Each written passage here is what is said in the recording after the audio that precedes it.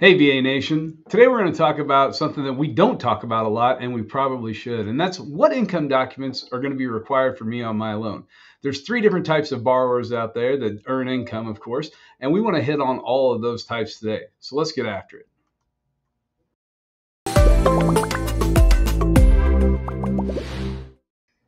Hi, guys. Hey, it's Chef Noon here with National VA Loans. Of course, the contact us at National VA Loans, scrolling across the bottom there. It's 855-956-4040, or check us out at nationalvaloans.com. Of course, you can always subscribe to our YouTube channel right here, because that is going to keep you with the most current up-to-date information for VA home loans that you could ask for. So let's hit this real quick, though. Let's talk about this. What income documents are required on my loan? And let's address first the elephant in the room, the three different types of borrowers that we generally run across. I mean, these are the most common.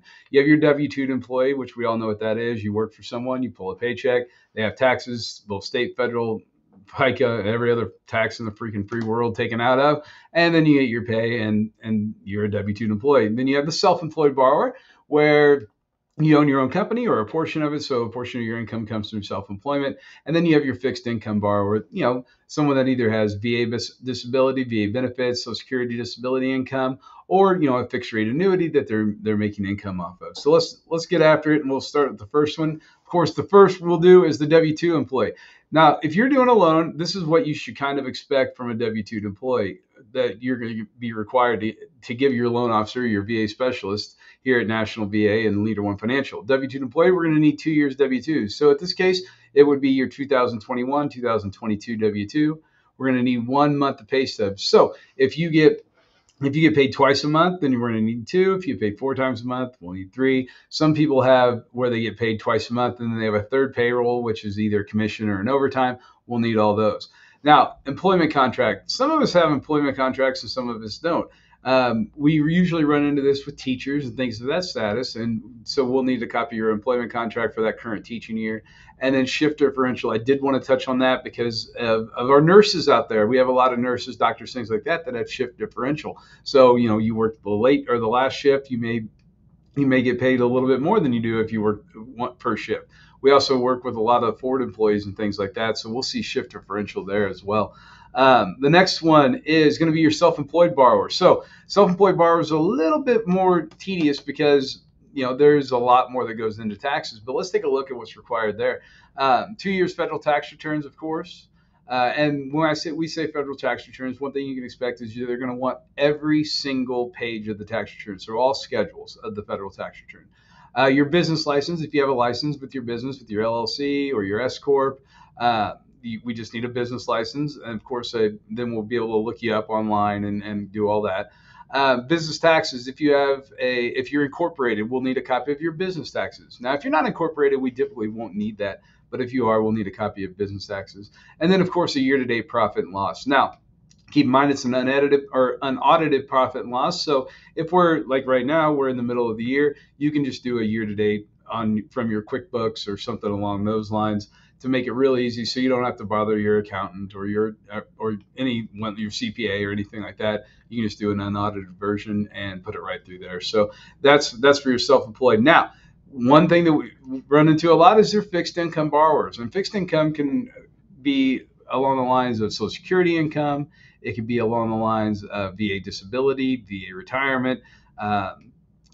Just regular disability, Medicare, Medicaid, things like that. So we need, if you have any of those types of incomes, if you have a pension, we're going to need your awards letter. We'll just need the letter and a lot of people question what an awards letter is, because Social Security, VA, and pension all have awards letter. And all that really is at the end of every year, they typically will send out, either one of those agencies will send out the information that says what your income will be for the following year. So it's just that letter. So I know a lot of people throw that away, and I don't blame you. We all have junk everywhere, so I get it. But that's a letter you want to have available to you. And of course, if you don't, one of our VA specialists here would be more than happy to get that for you or help you get that. Of course, 2 months bank statements. They just want to see where that money's going in and being deposited in the bank. So 2 months bank statements with all pages, of course. The 1099Rs, I think I put 5s in there, sorry, 1099Rs. It's just the retirement savings or retirement statements. So you'll get that at the end of every year. We'll just need a copy of that. And then investment docs. And what I mean by that is if if you're a borrower out there that you have your retirement, you have your pension, or you have your Social Security income, but you also have accounts that you're earning income from. You know, if you have a fixed account with, you know, that you've saved all your life in, and it's got, you know, $250,000 in it, and you're taking an income of, you know, $1,500 a month, we would just need the statement showing that where that income's coming in, so we can use that income for you. Hopefully this kind of clears up some of the, you know, the questions out there, because there always are questions, and I understand, because it is complicated and it does change, and a lot of companies do it differently in certain different ways, but this is the pretty standard stuff that needs to be seen, depending on what type of income you have. Of course, to contact us here, it's 855-956-4040. Any of our VA specialists will be more than happy to answer any questions, and then also be able to take in it and show you any options. You know, some people have their employment, and then they also have a retirement or a pension or Social Security income or VA disability. And we'll show you how we can use that disability to help you qualify for more home, and also qualify if you're doing a refinance, to help qualify on the refinance front. So any of our VA specialists will help you with that. 855-956-4040.